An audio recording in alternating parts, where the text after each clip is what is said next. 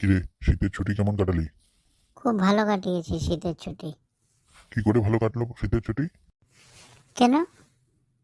Sweater, মোজা, muffler, টুপি, jacket এগুলো পরে ভালো কাটলো। কি করে বুঝলি শীত এসে গেছে? কেন?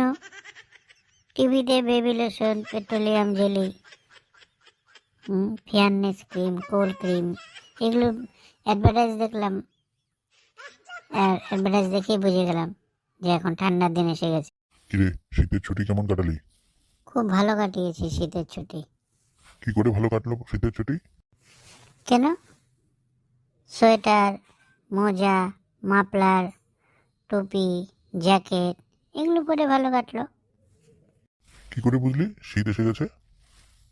কেন?